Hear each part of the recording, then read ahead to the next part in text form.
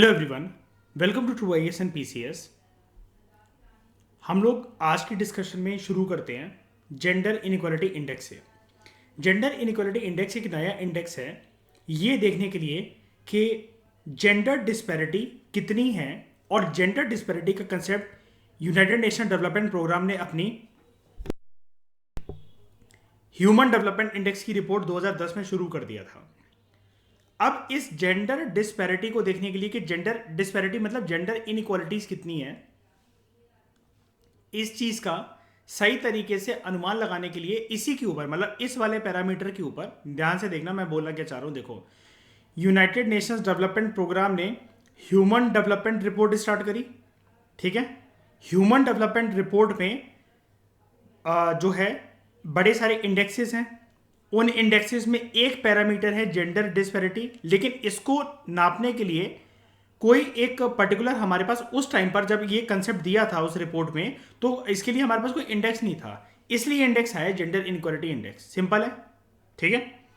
ये इंडेक्स एक इवैल्यूएशन होती है नंबर के बेसिस पर, जो कि कैप्चर करता है कि जितना एक जेंडर इक्वालिटी से एक देश को इकोनॉमिक ग्रोथ मिल सकती थी वो कितनी लॉस हो गई है सिर्फ मर्द और औरत में असमानताओं की वजह से उस पर्टिकुलर नेशन के अंदर, जेंडर इनइक्वालिटी की वजह से।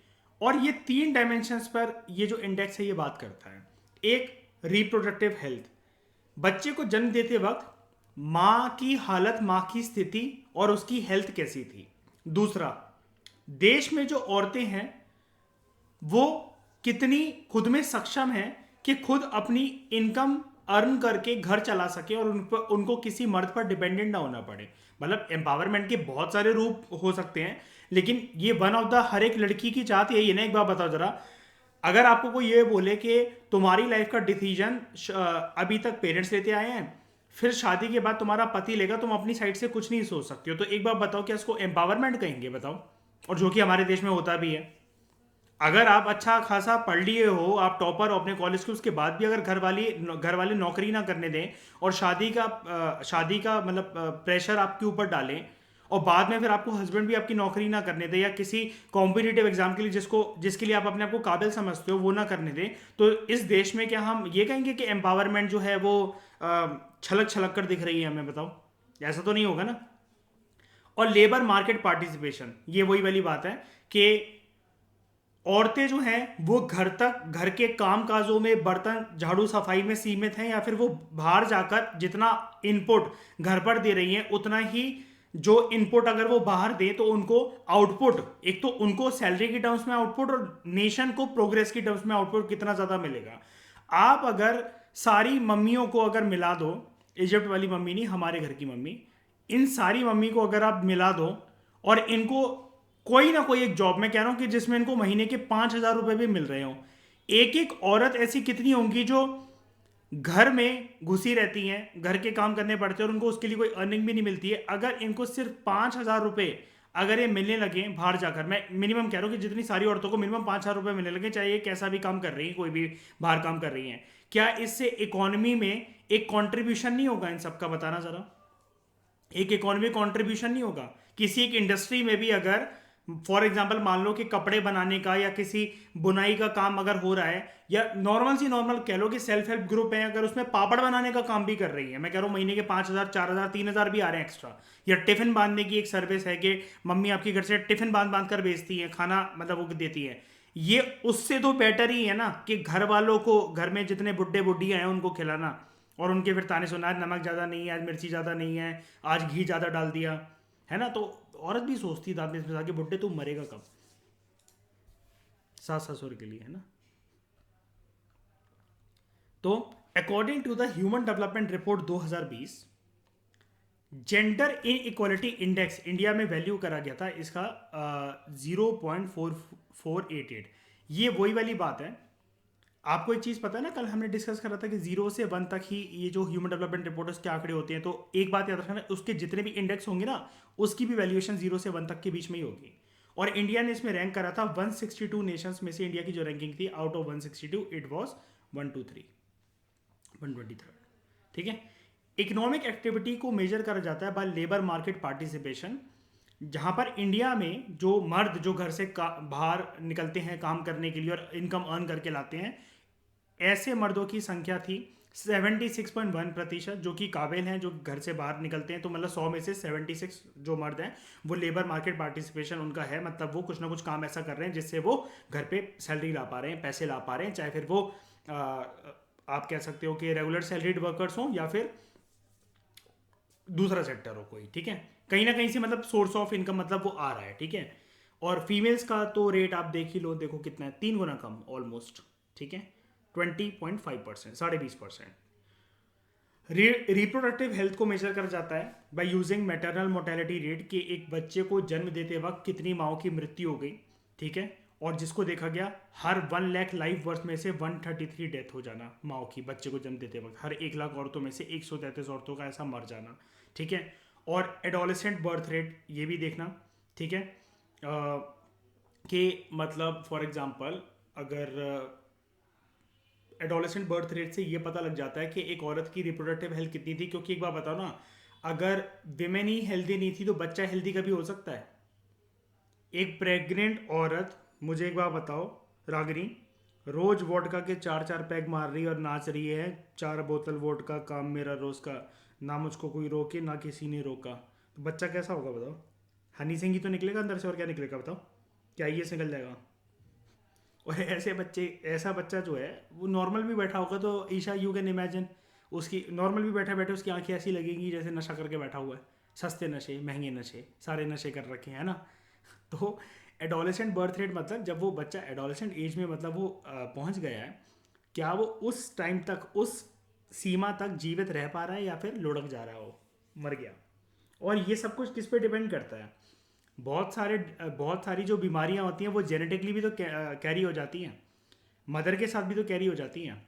माओ प्रेग्नेंट औरतों पे, जो माएँ होती हैं उन पे इतना ध्यान क्यों दिया जाता है कि उनकी रिप्रोडक्टिव हेल्थ सही रहे, उनका वॉम्ब जो है वो ठीक रहे, है ना, कोख जिसको बोलते हैं, और अच्छा डाइट लें वो, और दवाइयाँ जो जितनी डॉक्टर ने उनको सजेस्ट कर रखी हैं उनको टाइम पर मेरे मिले, आयरन की उनके अंदर कमी ना रहे, खून की कमी ना रहे उनके अंदर।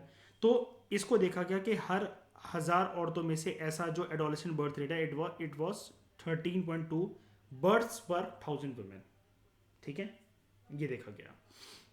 Gender development index, United Nation Development Programme calculate करता है जेंडर डेवलपमेंट इंडेक्स को ह्यूमन डेवलपमेंट रिपोर्ट की बेसिस पर ही। जेंडर डेवलपमेंट इंडेक्स एक रेशियो होता है female to male human development index की वैल्यूज़ का, यानी कि फीमेल इज टू मेल का, ठीक है। As per human development Report 2020 जो जेंडर डेवलपमेंट इंडेक्स है वो 0.820 है, जिसका ग्रॉस, जिसकी जो ये जेंडर डेवलपमेंट इंडेक्स की जो वैल्यू है फीमेल्स के लिए 0.573 और मेल्स के लिए 0.699, यानी कि डिस्पैरिटी तो है। अब एक चीज़ और होती है जिसको वर्ल्ड इकोनॉमिक फोरम पब्लिश करता है, global gender gap index, GGGI, G3I भी बोलते हैं इसको कई लोग, लेकिन आप सिंपल रहने दो, ग्लोबल जेंडर गैप इंडेक्स। इसको पब्लिश करा जाता है वर्ल्ड इकोनॉमिक फोरम के द्वारा 2021 में। इसने 156 कंट्रीज को रैंक करा था on the status of gender equality, various parameters को ध्यान में रखते हुए। ग्लोबल जेंडर गैप इंडेक्स 2021 में इंडिया की जो रैंकिंग है वो गिर गई, 140th पर आ गया इंडिया, और इंडिया का जो स्कोर था वो डिक्लाइन हो गया फ्रॉम 0.668 2020 में था, वो 0.625 हो गया 2021 में। 22 का चेक कर लेना और 23 का जो आएगा तब हम देखेंगे। World Happiness Report annually publish करी जाती है by United Nation Sustainable Development Solutions Network, ये बड़ा सा नाम है लेकिन याद रखना आप, ठीक है।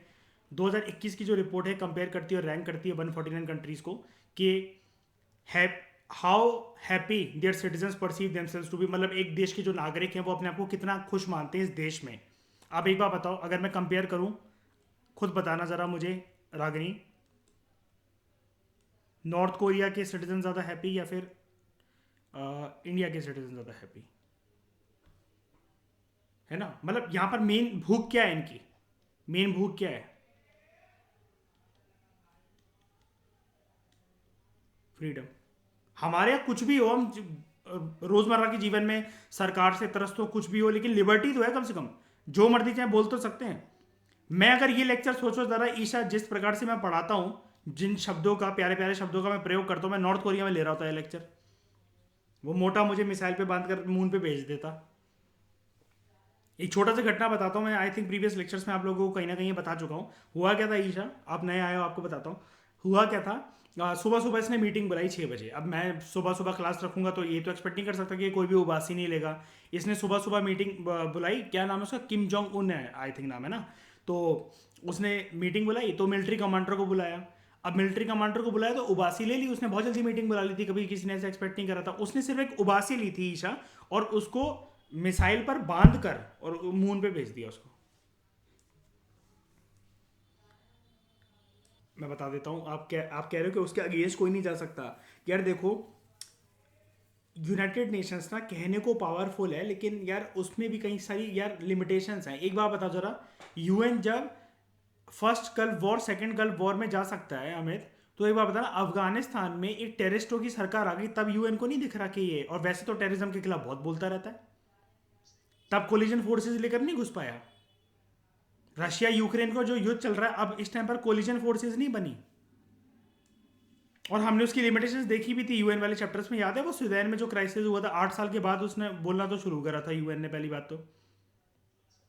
तो ये जितना कुछ भी होता रहता है तो UN is not at all concern, मतलब हम साफ साफ वो दिखता है उसमें, आप कितना मर्जी सपोर्ट कर लो। आंसर तो लिखने को तो लिखने को तो सारी अच्छी बातें करनी पड़ती हैं। जब हम बाहर जाते हैं तो हमें अपने देश की तारीफ ही करनी पड़ती है इंटरनेशनल प्लेटफॉर्म्स पे। अंदर देश के अंदर क्या चल रहा है ये तो हम जानते हैं ना। आप अपने परिवार के बारे में कुछ गलत वलत कैसे बोल दोगे? बाहर जाओगे तो आप बहुत अच्छे से बताओगे। औकात तो उनको पता है ना, किसी के घर परिवार के जो पड़ोसी होते हैं, कि इनके इनके घर में कितने बर्तन खटकते हैं। तो 2021 की रिपोर्ट जो है वो कंपेयर करती है और रैंक करती है 149 कंट्रीज को, इस बेसिस पर कि उस देश के नागरिक कितने खुश हैं। ठीक है, तो क्या आप लोग इंडिया में खुश हो? हाँ, आप मैटर करता है ये, क्योंकि अगले साल क्या पता इंडेक्स और नीचे खिसक जाए आपकी खुशी की वजह से, या उठ जाए। शाइनी, खुश हो तुम इस देश में? हैं क्या बंगाल में तैरने को मिलता है तुम्हें, बे ऑफ बंगाल में? सरकार उठा के फेंक देगी किसी दिन तुम्हें बंगाल की खाड़ी में बिना वोट के। 136 उड़ गई मतलब, है ना? लोग खुश चल रहे हैं, पागल है क्या? अजीब लोग हैं।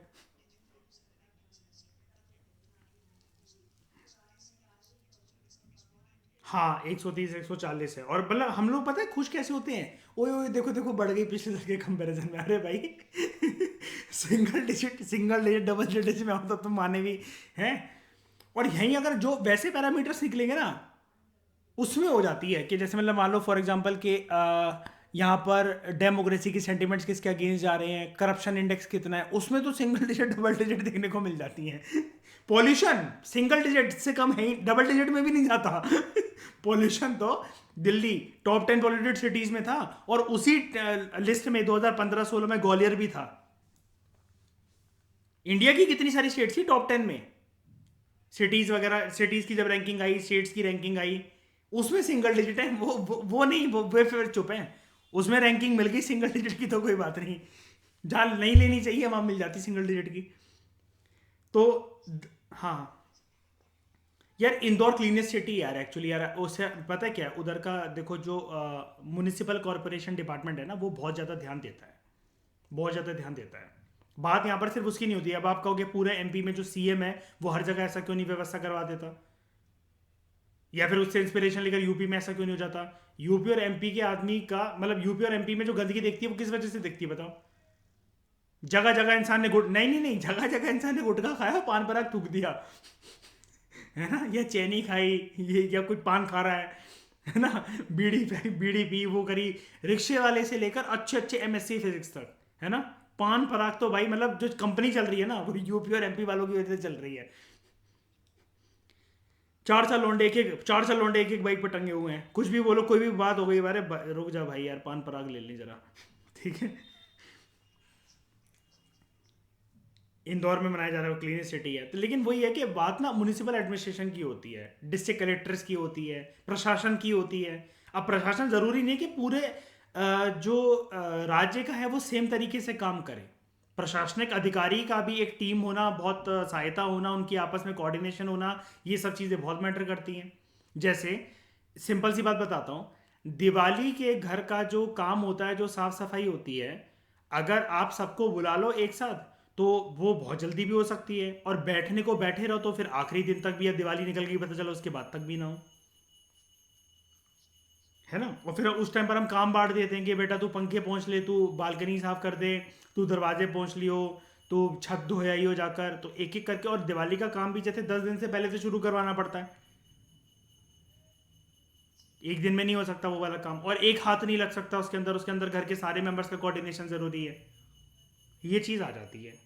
ऐसी सेम, अब एक बार बताओ, जो अपने डिस्ट्रिक्ट को या जो अपने सिटी को अपने घर की तरह मान रहा है तो उसको हर एक चीज़, उसकी चीज़ से प्यार रहेगा। आप सिंगापुर देख लो, सिंगापुर में जो च्युइंगम खाने का और थूकने की ऐसी पेनल्टी लगती है कि पर्सन हो सकता है जिंदगी भर अपने बाथरूम में भी ना थूके, अपने बाथरूम में भी ना धोके। मतलब you can't even imagine the amount और पेनल्टी जो आपको लग सकती है, इवन जेल हो सकती है 14-15 दिन के लिए च्युइंगम खाने पर। च्युइंगम तो बैन ही है सिंगापुर में, आप खा ही नहीं सकते। और थूका अगर आपने, तो some penalties have gone up to the amount of 25 to 45 lakh. जिंदगी में वो पर्सन कभी ये तो भूल ही जाए कि थूक होती भी कि क्या होती है। और इंडिया में देखो, इंसान बात 5 मिनट बात करेगा 15 बार थूकता है। और यूपी और एमपी के आदमी का आंकड़ा आंकड़ा और ऊपर है, वो 25 बार क्योंकि मुंह में एक्स्ट्रा स्टफ भी भरा हुआ है। आर्मी वाले देखो इंडिया में, नॉर्मल चीजें तुम देखो, वो कहते हैं उनको 4 उंगली घुसा के दिखाओ मुंह के अंदर, मुंह खुल रहा है कि नहीं खुल रहा है। गुटखा और ये सब खाने से, मसाला खाने से ये हो जाता है, मुंह नहीं खुलता। और this is a symbolism of mouth cancer. तो ये जो रैंकिंग्स हैं, they are based on polling, मतलब एक पोल डेटा होता है। तो आप ये याद रखना कि ये जो अभी मैं नाम लेने जा रहा हूँ ना, कि अगर ये आ जाए तो ये किसके साथ एसोसिएटेड है। गैलप वर्ल्ड पोल डेटा, ये हैप्पीनेस रिपोर्ट को पब्लिश करने के लिए ये डेटा कलेक्ट करा जाता है। ये अलग से क्वेश्चन आ सकता है, अगर हम अभी एमपी देंगे ना, ये उसमें क्वेश्चन देखने को मिल सकता है हमें। ये गैलप वर्ल्ड पोल डेटा कौन सी रिपोर्ट या कौन सी संस्था के साथ एसोसिएटेड है, तो आप ये सारे नाम इसके साथ याद रखना। UN sustainable Development Solutions network और वर्ल्ड हैप्पीनेस रिपोर्ट के साथ एसोसिएटेड है। ये 6 वेरिएबल्स को काउंट में लेता है। एक तो जीडीपी पर कैपिटा, हैप्पीनेस के लिए देखो पैसा तो जरूरी है ही ना, पैसा तो जरूरी है ही। और in terms of purchasing power parity, मतलब हमारे देश में हैप्पीनेस हम तभी तो बोल सकते हैं जब लिमिटेड अमाउंट में ज्यादा basket of goods and services आ जाए हमारे पास। आजकल हर इंसान परेशान किससे है? महंगाई से ही तो, बताओ, है कि नहीं। पहले आराम से लोग निकल जाते थे, लड़कों ने हमें यूपी में बाइक उठाई, स्प्लेंडर, यामा, हीरो होंडा, और निकल गए पेट्रोल भरवाते भरवाते, घूम रहे बस ऐसे ही गमछा डाल के, चश्मा लगा के। अब पेट्रोल महंगा हो गया, अब उतना घूम नहीं सकते। तो ट्यूशन के बाहर अगर किसी लड़की को फॉलो करना तो कैसे करें, है ना। सोशल सपोर्ट, ये चीज़ें बहुत ज़रूरी हैं। मतलब एक तो पैसा हो गया, सोशल सपोर्ट कैसे, यार देखो, आप कितना भी अपने आप में अच्छा बन के रह लो, अगर आसपास रहने वाले लोग आपसे बात ना करें, आपसे घृणा करें, या मतलब वो उसकी बुराई आप उसकी बुराई, वो करके, तो इंसान वैसे भी खुश कहाँ रहता है, उसको तो फ्रस्ट्रेशन कहते हैं, है ना। उसके बाद लाइफ एक्सपेक्टेंसी एट बर्थ, ये भी छोटी छोटी चीज़ें हैं। अब ये सारे हैप्पीनेस के पैरामीटर्स हैं जो कि इन्होंने देखा। देखो, हम खुशी जनरली क्या सोचते हैं, खिलखिला के हंसना, लेकिन कुछ एक ऐसी खुशियां भी होती हैं जो वन टाइम नहीं होती, जो स्टेबल होती हैं। आपके घर में कोई बीमार ना पड़े, आपकी इनकम अच्छी हो, आपकी जॉब अच्छी हो, सब लोग टाइम पर सेटल हो जाए, जितनी आपने मेहनत करी उसके हिसाब से आपको जॉब मिल जाए, सब कुछ बढ़िया रहे, परिवार में सबकी हेल्थ अच्छी रहे, ठीक है, सब लोग जो समाज में इज्जत करें, उस परिवार के ऊपर कोई भी ताक धब्बा ना लगा हो, कोई भी उनका मतलब जो पर्सन हो, सब लोग फैमिली के अंदर हम्बल हो, हर कोई इज्जत से उनसे बात करे, हर कोई मतलब उनको जानता हो। ये सब चीज़ें लॉन्ग टाइम की एक स्टेबिलिटी पैरामीटर्स होते हैं खुशी के। तो life expectancy at birth, freedom to make life choices, generosity, मदद वगैरह लोग कितनी करते हैं, एंड परसेप्शन ऑफ करप्शन, क्या वो मतलब परसेप्शन ऑफ करप्शन मतलब ऑब्वियसली बात है, हैप्पीनेस रिपोर्ट में जो आपकी रैंकिंग है वो खिसक जाएगी अगर ये वाला पैरामीटर ज़्यादा होगा, और वहीं आपकी रैंकिंग बढ़ जाएगी जहां ये वाला पैरामीटर कम होगा। ठीक है, इसमें तो कर लो, इसमें तो हमें जैसे ये ट्रिपल डिजिट है ना, यहाँ तो डबल डिजिट या सिंगल डिजिट तक पहुंच ही जाना है आराम से।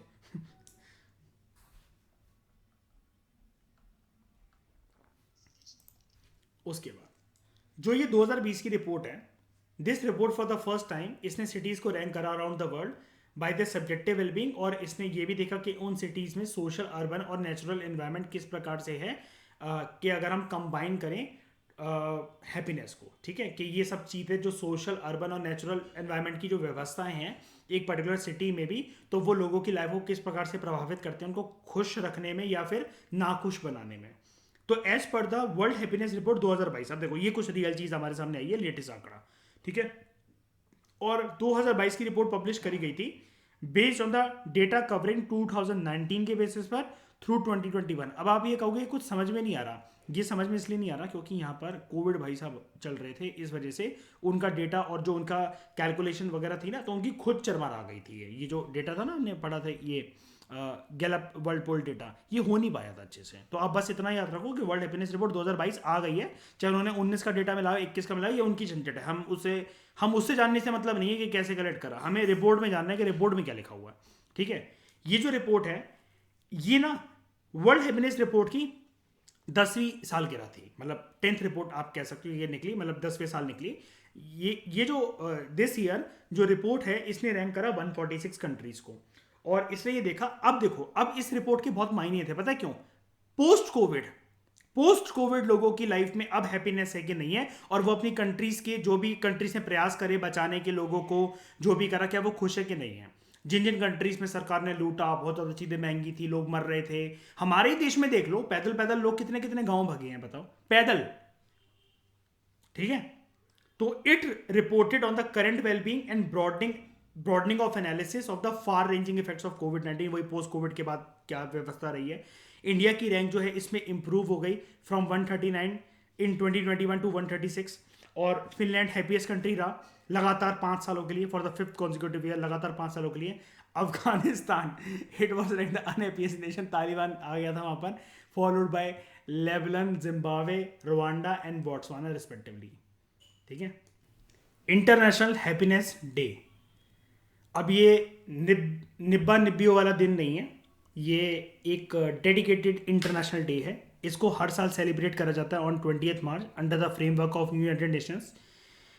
यूएन का ये मानना है कि हैप्पीनेस को परस्यू करना एक फंडामेंटल ह्यूमन गोल है। मतलब इंसान जो है वो कितना भी कोई गोल की तरफ एम करे या कुछ भी करे, उससे ज़्यादा सबसे इंपॉर्टेंट चीज़ एक इंसानी जीवन में ये होती है कि हम ना खुशी चाहते हैं अपने जीवन में, सुख चाहते हैं, और सुख चैन से जुड़ी हुई है खुशी, और खुशी से ही जुड़ा हुआ है हमारा सुख चैन।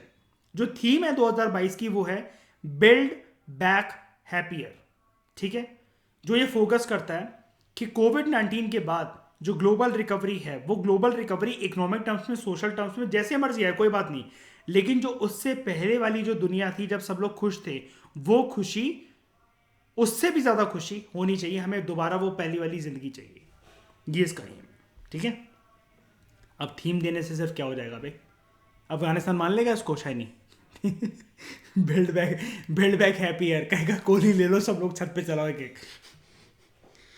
ग्रॉस नेशनल हैप्पीनेस इंडेक्स, क्या कह रहे हो शनि? हाँ बोलो बोलो। Gross national happiness index, gross national happiness एक ये टर्म है, इसको कॉइन करा गया था भूटान के चौथे राजा के द्वारा, जिग्मे सिंगे वैनचुक, ठीक है, इन 1970s। हिज मेजेस्टी, जैसे आपको याद है ना, तो आप लक्ष्मीकांत पढ़ चुके हो तो और पॉलिटी मॉडर्न हिस्ट्री पढ़ते रहते हो, तो उधर क्वीन के लिए हर मेजेस्टी लिखा जाता था। ये सिंबॉलिज्म होता है रिस्पेक्ट देने के लिए, ठीक है। छोड़ो, हमारे देश का नहीं है, मैं क्यों लिखूँ ये, हट। तो ये कॉन्सेप्ट इम्प्लाई करता है कि सस्टेनेबल डेवलपमेंट जो है वो एक होलिस्टिक वे में होनी चाहिए towards those notions of progress, और यहाँ पर इक्वल इंपॉर्टेंस दी जाए non economic aspects of wellbeing को भी। यानी कि ग्रॉस नेशनल हैप्पीनेस इंडेक्स एक सिंगल नंबर ऑफ इंडेक्स है जिसमें ना 33 इंडिकेटर्स हैं। अब वो 33 इंडिकेटर्स जो क्या है, वो ये कहते हैं कि डेवलपमेंट ना एक सस्टेनेबल तरीके से होनी चाहिए। यानी कि जैसे मतलब मान लो फॉर एग्जाम्पल, ये देखो ग्रॉस नेशनल हैप्पीनेस इंडेक्स है, हैप्पीनेस जो है ना वो टेम्पररी ना हो, मतलब ऐसे ऐसे बढ़कर ना फिर ऐसे ऐसे करके गिरे ना। चाहे भले ही वो, जैसे क्या है कि अगर इतनी भी उठ गई है ना, इतनी उठ गई है, तो फिर वो ना इस लेवल पर ना बरकरार रहे। अगर वो यहां से ऊपर नहीं जा पा रही है ना, तो फिर नीचे भी ना गिरे, वो इसी लेवल पर बरकरार रहे। कोई भी चीज सस्टेनेबल तभी होती है ना, बताओ, कि जो चीज बरकरार हो। और सस्टेनेबल डेवलपमेंट क्या होता है? वैसे जो एनवायरनमेंट की टर्म्स में हम लोग बोलते हैं वो यही बोलते हैं ना, meeting the needs of present generation without compromising the needs of future generation. और हम लोग एक चीज भी बोलते हैं, आपने सुनी होगी मुझसे ईशा के, हम लोग जो है ना वो लेगेसी बोरो नहीं करा हुआ है हमने अपने पूर्वजों से, हमने उधार लिया हुआ है अपनी फ्यूचर जनरेशन से। एनवायरमेंट में बोलते हैं हम लोग ये चीज के एनवायरमेंट के रिसोर्सेज हमें ऐसे यूज करने हैं रागनी, कि हम लोगों ने अपने पूर्वजों से लेगेसी बोरो नहीं करी है, ना ही ये विरासत है, ना ही ये खैरात है, ये लोन है फ्यूचर जनरेशन से, ना कि प्रीवियस जनरेशन की खैरात। यानी ऐसा ना हो हम सब कुछ चाट डालें, और वो जैसे हर कोई इंसान क्या बोलता है, जैसे आपने सॉफ्ट टोन एक सुनी होगी हमें, कि हर एक इंसान ये बोलता है कि जैसे फॉर एग्जाम्पल किसी को बता दो कि धरती का विनाश होने वाला है, एलियन आने वाले हैं, वो आने वाला है, प्रलय आने वाली है, लेकिन ऐसा ना 500 साल में, 1000 साल में वो होगा, तो इंसान के मुंह से सबसे पहले क्या निकल, अच्छा यार मैं तो निकल जाऊंगा, चलो ठीक है। तो ये बताओ इंसान के मन में कहीं से भी सस्टेनेबल डेवलपमेंट है क्या? बोलने से क्या होता है ना, हर कोई यही तो कहता है। शाइनी शाइनी कहती है अरे मैं तो बंगाल कूद जाऊंगी, मैंने तो छुप जाना मैंने तो छुप जाना है। ठीक है, तो बंगाल में बुरा मत मान जाना तो मेरी बातों का, ठीक है, वरना कहो कि यूट्यूब पे ऐसे ही मुझे फेमस कर रहे हैं, ठीक है। तो ग्रॉस नेशनल हैप्पीनेस इंडेक्स एक सिंगल नंबर ऑफ इंडेक्स है, जो कि जिसमें 33 इंडिकेटर्स हैं, और उन 33 इंडिकेटर्स को ना 9 कैटेगरीज में क्लासीफाई कर रखा है, जैसे ऐसे ऐसे ऐसे करके, और इसके अंदर एक एक सब सब इंडिकेटर बना रखा है ऐसे ऐसे करके, ठीक है। और कुल मिलाकर ये 9 ऐसे ऐसे करके कैटेगरीज हैं, दिस टोटल कैटेगरीज आर 9, और ये जो इसके अंदर इंडिकेटर्स हैं दे आर 33। ये नंबर आप याद रख लेना प्लीज़, यूपीएससी के लिहाज से ये जो चीज़ें हैं ये स्टेटमेंट की फॉर्म में कभी ना कभी आ सकती है, लेकिन वो रैंकिंग पूछता है। और इंडेक्स का हर साल एक या दो क्वेश्चन देते हैं, कोई कोई रिपोर्ट्स या इंडेक्स होते हैं उनके एक या दो क्वेश्चन होते हैं, बहुत सुने सुनाए होते हैं, पीटी 65 से हो जाते हैं। लेकिन जो ये अभी ये ना कि 9 डोमेन्स होती हैं, 33 इंडिकेटर होते हैं, किसने दिया था, वो भूटान का राजा था कि जापान का राजा था, ये सारी चीज़ें ना स्टेट पीएससी में पूछी जाती हैं। इसलिए मैं कह रहा हूँ कि ये इंपॉर्टेंट है। मतलब मैंने आपको एक थंब रूल बता रखा है, इसमें तो कोई डिबेट ही मत करा करो। आपके पास लक्ष्मीकांत या कोई भी चीज़ है ना, आप उसके फ्रंट कवर से लेकर उसको एंड कवर तक पढ़ो, क्योंकि हम सिर्फ यहाँ पर यूपीएससी देने नहीं बैठे हुए हैं। एमपीपीएससी में ना लक्ष्मीकांत से और स्पेक्ट्रम से 100 आउट ऑफ 100 क्वेश्चन यूपीपीएससी और एमपीपीएससी और बिहार पीएससी में हो जाते हैं। दिक्कत पता है क्या है? वो डायरेक्टली ये पूछ लेता है कि आर्टिकल 16 क्लॉज 4 बताओ क्या है। अब हमें ये चीज़ें पता होनी चाहिए, भले ही हम ये यूपीएससी के लिए याद ना रख सके, ये चीज़ें हमें पता होनी चाहिए। लेकिन मैं फिर ये बोलता हूँ कि ये किसने कहा है यूपीएससी के लिए याद नहीं रखनी है? मैं तुम्हें बताता नहीं हूँ क्या, जीएस पेपर 2 में आंसर राइटिंग का एक सबसे बढ़िया तरीका ईशा यही होता है कि आप ना शुरू शुरू में आर्टिकल, सुप्रीम कोर्ट की जजमेंट या कोई एक इंपॉर्टेंट एस्पेक्ट मेंशन करके आओ। ये जब तक नंबर नहीं होंगे मेंस में नंबर नहीं मिलेंगे। और पता है क्या कहते हैं, शाइनी आप लेट आए हो, लेकिन मैंने इनको एक बात बताई थी, आपको पता है इससे क्या फर्क पड़ता था? 15 नंबर का क्वेश्चन है ना, आप नॉर्मल पॉलिटी का अपने लक्ष्मीकांत से आंसर करंट अफेयर को मिक्स करके लिख दिया, आपको उसमें 7 नंबर ही मिलेंगे। आपने उसमें एक आर्टिकल के, एक कैसे आर्टिकल में ये प्रावधान दे रखा है, सुप्रीम कोर्ट ने ऐसा क्या जजमेंट बोली थी, और एक ऑप्टिमिस्टिक आपने कंक्लूजन दे दी, यही आपके नंबर 12 नंबर हो जाएंगे। इतना फर्क आ जाता है सिर्फ एक ये लिखने से। और इसको ऐसे करके बक्सा बना दो। टीना डाबी यही तो करती थी। अब मतलब उनको कोई भी चीज अगर हाईलाइट करनी है ना, तो वो ऐसे लिख देती थी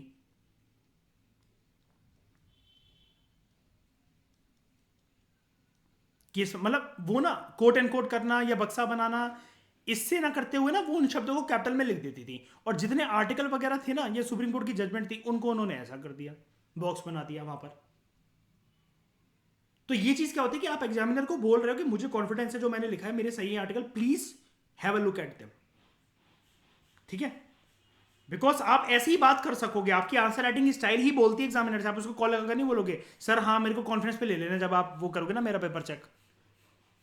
और कई लोगों के केस ये भी देखे गए हैं, भाई साहब मेंस में लिखने का उनको मौका मिला है, भगवान उनको मेंस लिखने का मौका दिया, और उधर लिख कर आ रहे हैं रागनी, पता है क्या, कि this is my contact number, बताओ कितने पैसे मुझे चाहिए। यूपीएससी ने सैंपल ऐसे अपलोड करे कितने सारे, और ये मेरा कॉन्टैक्ट नंबर, और मुझे प्लीज मेंस में पास कर दो। एक बंदा लिख कर आ रहा है मेरी मम्मी की तबीयत बहुत ज्यादा खराब है, मुझे मेंस में पास कर दो।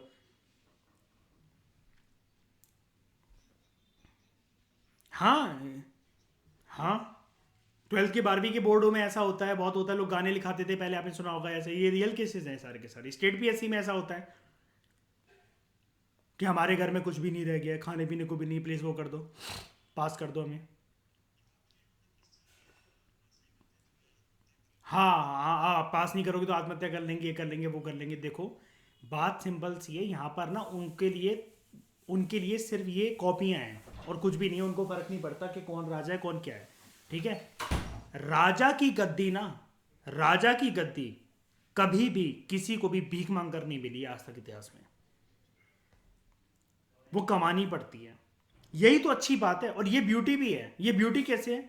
लबासना का आइडेंटिटी कार्ड, और जो एक पूरा का पूरा फाइनल सिलेक्शन के बाद जब आपको घर पे लेटर आता है, अंबानी की औलाद भी और इलॉन मस्क की औलाद भी उसे पूरी संपत्ति लगाकर नहीं खरीद सकती है। इलॉन मस्क मार्स में होटल बना सकता है, लेकिन लबासना का आइडेंटिटी कार्ड नहीं खरीद सकता। और यहां पर विराजमान होती है कि जब हम ये कहते हैं कि सरस्वती सर्वप्रिय है, सबसे उच्च पोजीशन पर है। सरस्वती का दूसरा रूप लक्ष्मी बन सकता है, लेकिन लक्ष्मी से सरस्वती नहीं आ सकती। और लक्ष्मी जहां आती है बहुत ज्यादा, तो मतलब वो घमंड भी लाती है अपने साथ। लेकिन एक ज्ञानी पर्सन हमेशा एक हम्बल होकर, दूसरों को कभी कष्ट ना देकर आराम से पैसा कमाना जानता है। तो इसलिए कहते हैं पहले सरस्वती पे फोकस करो तो लक्ष्मी अपने आप आती है। लेकिन जो लक्ष्मी के पीछे शुरू शुरू में भागा, जैसे आप देख लो कि फॉर एग्जाम्पल बिजनेसमैन के बच्चे हैं, कुछ भी हैं, ये वो हैं, उनको कुछ ज्ञान नहीं होता। मतलब कोई भी अगर उनको लूट लेना, कोई फंसा दे कानून में उसमें वो करके, तो वो मतलब हाथ जोड़कर सब कुछ लुटाने को तैयार है, क्योंकि वो कुछ प्रक्रिया ही नहीं जानते हैं किसी प्रोसेस की, कि ऐसे भी होता है कि ऐसे नहीं होता, कि पुलिस के पास क्या राइट्स है, मेरे पास मानव अधिकार क्या क्या है। उनको कोई भी फंसा दे बस वो मतलब वही कहते हैं पैसे ले लो छोड़ दो मैं बस। और यही चीज है कि मैं बार बार बोलता हूं ना कि इस देश के आदमी को आज भी दोबारा उल्लू बनाना बहुत आसान है। फिर से अगर अंग्रेज है ना, दोबारा कब्जा कर लेंगे 200 साल के लिए। अब बात करते हैं हम लोग, ये जो ग्रॉस नेशनल हैप्पीनेस इंडेक्स है ना, ये 4 पिलर्स के ऊपर बेस्ड है। एक गुड गवर्नेंस, दूसरा सस्टेनेबल सोशियो इकोनॉमिक डेवलपमेंट, तीसरा कल्चरल प्रिजर्वेशन, और चौथा एनवायरमेंटल कंजर्वेशन। ये हमारा ग्रॉस नेशनल हैप्पीनेस इंडेक्स है। ठीक है, हर एक कंट्री के लिए होता है, और दिया था इसका कंसेप्ट भूटान के राजा ने, जिग्मे सेंगे वांगचुक ने 1970s में। ओके, अब अगर हमारे देश की बात चल रही है तो एक बारी हमारे देश के कुछ एक पैरामीटर देखते हैं। सबसे पहले एक राज्यों का भी देखते हैं कि राज्य का भी अलग अलग होता है। जैसे हर राज्य ने नहीं बना रखा है, दिल्ली की सरकार ने बना रखा है दिल्ली का हैप्पीनेस करिकुलम। क्या है ये? कोई इंडेक्स नहीं है, कोई रैंकिंग नहीं है, एक चीज है। क्या है ये? करिकुलम है। करिकुलम मतलब क्या होता है? सिलेबस। ये दिल्ली गवर्नमेंट की one of the flagship schemes है एजुकेशन सेक्टर में, जिसको 2018 में लॉन्च करा गया था। लर्निंग आउटकम्स जो है ना, वो 4 कैटेगरीज में स्प्रेड करे जाते हैं। एक, बच्चों को इस चीज की तरफ मतलब पुश करना कि वो माइंडफुल बने, अटेंटिव बने, क्रिटिकल थिंकिंग उनके अंदर डेवलप करना, क्रिटिकल रिफ्लेक्शन डेवलप करना, सोशियो इमोशनल स्किल्स उनके अंदर डेवलप करना, उनको कॉन्फिडेंट और प्लेजेंट पर्सनैलिटी बनाना। मध्य प्रदेश पहला ऐसा राज्य बना भारत के अंदर जिसने हैप्पीनेस डिपार्टमेंट सेटअप करा साल 2016 में। ये जो डिपार्टमेंट है एक नॉलेज सोर्स सेंटर की तरह वर्क करता है हैप्पीनेस के ऊपर, जिस प्रकार से भूटान में ये डिपार्टमेंट देखने को मिलता है, यानी कि वहां से इंस्पिरेशन ली गई थी। और आंध्र प्रदेश दूसरा ऐसा राज्य बना हमारे देश में जहां पर ये हैप्पीनेस डिपार्टमेंट वो करा गया है। तो आप एक चीज समझ पा रहे हो कि इस चैप्टर में हमारी हेल्प कैसे हो रही है कि करंट अफेयर में बहुत सारी चीजें जो हमें अपडेट करने को मिलेंगी, लेकिन वो एक प्रॉपर जगह पर हमें मिल रहा है कि इससे जुड़ी और भी चीजें क्या है। जैसे हो सकता है कि करंट अफेयर की मैगजीन्स में बैकग्राउंड या फिर बहुत सारी चीजें ना दे रखी हो, ये भी तो हो सकता है। लेकिन यहां पर हमें वो चीजें मिल रही हैं। उसके बाद एक Organisation for Economic Cooperation and Development, OECD, इसका एक बेटर लाइफ इंडेक्स है। ये इंडेक्स कंपेयर करता है वेलबींग को अक्रॉस कंट्रीज, जो कि 11 टॉपिक्स के ऊपर बेस्ड है, जिसको OECD ने आइडेंटिफाई कर रखा है एज एसेंशियल। कौन कौन से एरियाज में? In the areas of material living conditions and quality of life. और जो 11 टॉपिक्स हैं इसके अंदर included, they are housing, income, jobs, community, education, environment, civic engagement, health, life satisfaction, safety and work life balance. Last, physical quality of life index. ये measure करता है quality of life और wellbeing एक country की। जो value है वो एक एवरेज निकल कर आता है 3 स्टैटिस्टिक्स के बेसिस पर। Basic literacy rate, infant mortality and life expectancy at age 1, 1 साल की उम्र में। और इसको डेवलप करा गया था ओवरसीज डेवलपमेंट काउंसिल के द्वारा इन मिड 1970s, एक पर्सन के द्वारा, इकोनॉमिस्ट होंगे मॉरिस, डेविड मॉरिस, ठीक है, MDM। मतलब ये भी एक यूनिक चीज नहीं है, मतलब नाम के आगे भी मॉरिस, नाम के पीछे भी मॉरिस।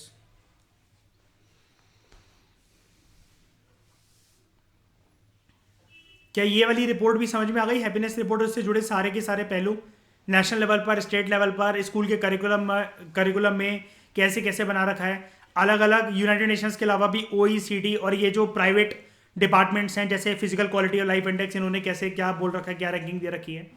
क्या ये ब्रॉडर पैरामीटर जो हमने कवर करा वर्ल्ड हैप्पीनेस रिपोर्ट, क्या ये सबको समझ में आया? हाँ बोला ना मैंने भी, Organisation for Economic Cooperation and Development, Organisation for Economic Cooperation Development, ये देखो OECD, ये देखो Organisation for Economic Cooperation and Development, ठीक है। ये इंटरनेशनल डेवलपमेंट ऑर्गेनाइजेशन है 38 मेंबर कंट्रीज का। 1961 में इसको फाउंड करा गया था इकोनॉमिक प्रोग्रेस और वर्ल्ड ट्रेड के ऊपर ध्यान देने के लिए। डोंट वरी, ये चीज़ें बात की करंट अफेयर की हैं। हेडक्वार्टर कहाँ है, ये कहाँ है, ये अभी कुछ ऐसे याद भी नहीं होने वाला बेफालतू में रैंडमली ऐसे किसी को भी देखोगे, ये सब चीज़ें भी एक ऑर्डर में याद करी जाती हैं, ठीक है। फुल फॉर्म लेकिन आप पूछते थे तो मैंने आपको बता दी। नेक्स्ट लेक्चर में हम लोग बात करेंगे सस्टेनेबल डेवलपमेंट रिपोर्ट के बारे में। इस लेक्चर में यहाँ तक कोई डाउट है तो मुझे बताओ, सबको समझ में आया? ठीक है, तो इस डिस्कशन में फिलहाल इतना ही। Thank you very much for discussion.